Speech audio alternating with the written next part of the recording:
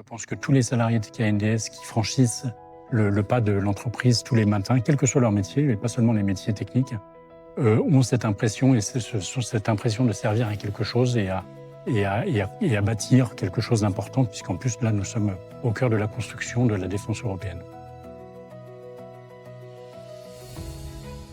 Bonjour, donc je m'appelle Jean-Marc, je travaille chez KNDS depuis 8 ans et je suis en charge d'un projet d'intégration d'une société pour lequel nous faisons l'acquisition prochainement.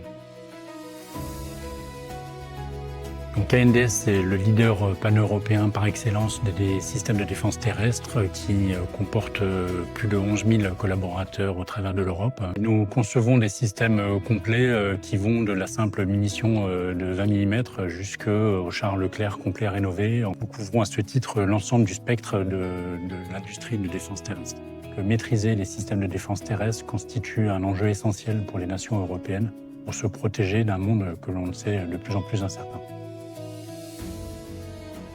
Ma carrière s'est toujours inscrite dans le contexte et dans un secteur aéronautique spatial défense. J'ai commencé ma carrière dans le spatial puisque j'ai travaillé sur le programme Ariane 5. J'ai rejoint le groupe Airbus. Ensuite, j'ai travaillé dans une PME qui s'appelle Sopemea, qui est un centre d'essai en environnement. Et c'est d'ailleurs à cette occasion que j'ai rencontré GIAT, qui était l'ancien nom de KNDS. De conserver une bonne partie de leur carrière sur des sujets techniques, puisqu'un ingénieur, c'est avant tout un technicien. Ça permet aussi de forger et de poursuivre sa construction psychologique sur la recherche de solutions, sur l'analyse de situations. Et donc je recommande vraiment à des Italiens, aux ingénieurs plus généralement, de rester comme dans la technique pendant un certain nombre d'années avant de basculer sur des opportunités qui vont peut-être plus s'ouvrir sur des métiers transversaux, sur des métiers commerciaux.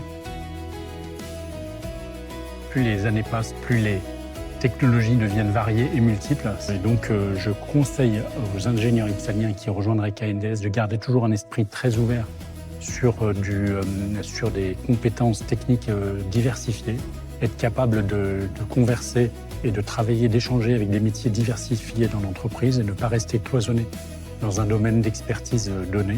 Et donc, je pense qu'il faut garder cette culture d'avoir une vision toujours très élargie, un spectre d'action qui peut être très large.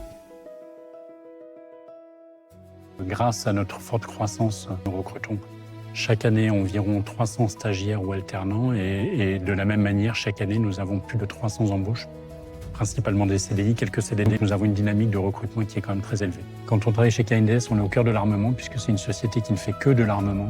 Et donc, on a quand même quelque part l'impression de travailler pour quelque chose d'important. On a l'impression de travailler pour un effort collectif qui permet à nos pays, en particulier nos pays européens et en particulier la France, à garantir une certaine autonomie stratégique, une certaine souveraineté et à contribuer à notre sécurité. C'est d'avoir une compétence d'agilité d'esprit, une adaptabilité permanente. Le sens de l'engagement aussi, c'est très important. Peut-être que j'ai choisi l'IPSA parce que quand j'étais enfant, j'ai joué pas mal avec des fusées, des avions et des chars, peut-être. Mais pas que. Il se trouve aussi que ce sont quand même des objets qui sont ultra technologiques, dans lesquels l'innovation est quand même capitale. Et donc ce sont des métiers, ce sont des objets qui rassemblent des technologies vraiment très complexes et dans des environnements qui sont très limités en volume. Donc j'aime souvent dire, dans un moteur de fusée qui fait 2 tonnes, il y a une coexistence de technologies, de sciences qui est assez incroyable. C'est un objet qui volait déjà avant que je sois né, mais c'est le Concorde probablement qui est quand même un objet qui est magique, surtout quand on sait quels étaient les moyens des ingénieurs à l'époque, quand on sait qu'ils faisaient les plans du Concorde à l'échelle 1 dans des gymnases tellement c'était gigantesque. Quand on voit les moyens que l'on a aujourd'hui pour faire des objets, on se dit mais comment ont-ils fait ?